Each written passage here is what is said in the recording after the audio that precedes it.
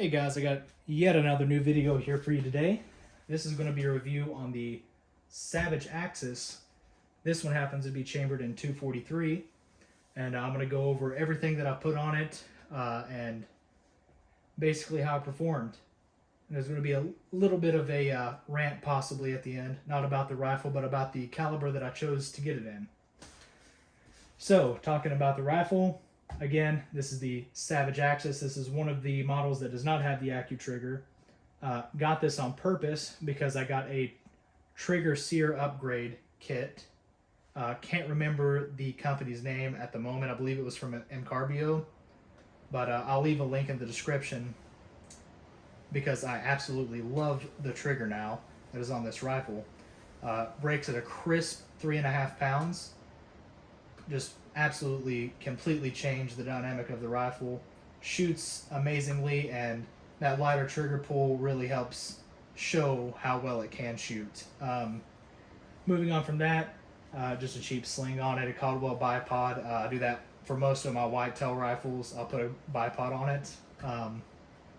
Moving on up here, scope base is the EGW 0 MOA base with just some regular old Vortex Hunter rings. I might swap those out eventually. Those are just what I have on there for the time being. Again, I just like to put some rings on a rifle so I can take it out, shoot it. If it's going to go out to the field, I usually try not to leave rings like this on there too much. I like to have at least 2 screws on either side and something that's a little more expensive in price. Not to say that there's anything wrong with these. I have had bad experiences with cheaper scope rings and scope bases in the past, and I like to spend a little bit more money on mine now so that I don't have those issues anymore, or at least I can mitigate those problems in the future.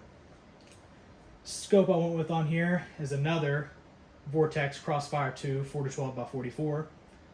I love these scopes. As far as bang for your buck, you can't beat a 4-12 power scope that has a 44 objective lens.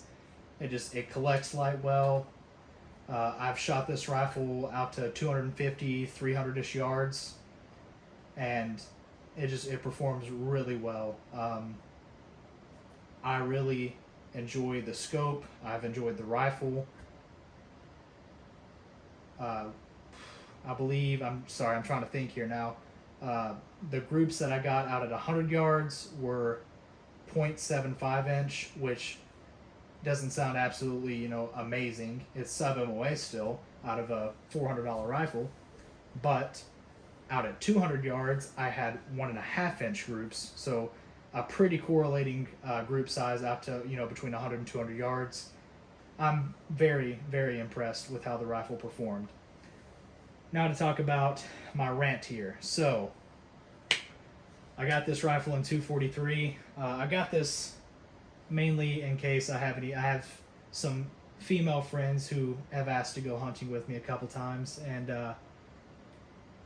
I don't want to, I'm not the type of guy that throws somebody behind a big rifle and expects them to accept the recoil, as a part of hunting and everything. I like to gently work them into it and get them a rifle that would not throw them out of the bed of the truck if they were shooting it, So I went and got the 243, and sadly, I took a friend out hunting.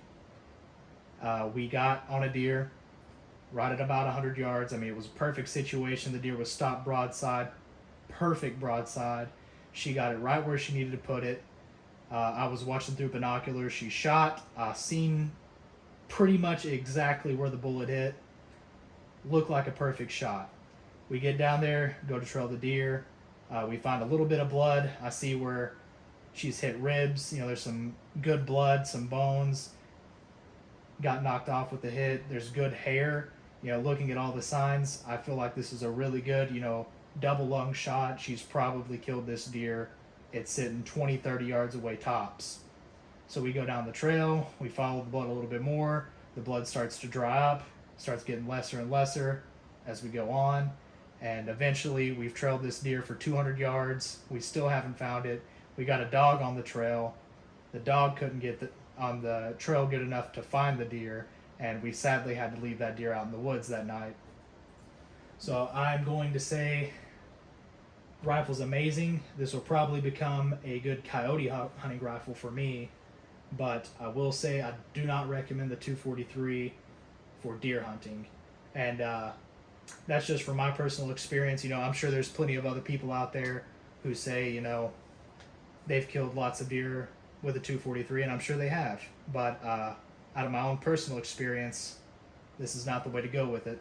I have a video over my new 350 Legend rifle, and I truly believe that that rifle is way better suited for a beginner hunter than this would be. Now, like I said, not bashing on the 243. I know people who have claimed to kill elk with a 243. I know people who've killed plenty of whitetail with a 243. I just feel like for a new hunter, and maybe even an experienced hunter, this may not be the best choice if you're looking for something that you're going to deer hunt on a regular basis with, or even if you're just trying to get somebody new into hunting. I just cannot recommend it personally, because too much human error can lead to exactly what happened in my situation, where the deer either doesn't die and is wounded in the woods, or it gets too far away, you don't find it, it dies, and then it's just coyote meat for the night. So that's just my own personal preference. That's where I'm going to stay with this. My new coyote rifle, we'll call it. Other than that, like I said, I love the gun. 243 is not a bad round. I just don't believe it's good for deer hunting.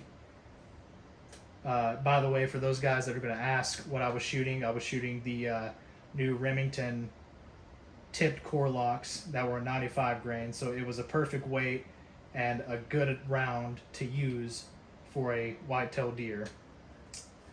Other than that, I hope you guys enjoyed this video. I'm going to try to get some stuff set up where I can show you me actually shooting these guns instead of just sitting here and talking about them all day. If you guys would like to help with that, leave some likes, comments, and subscribes so I can get some monies to do that for you.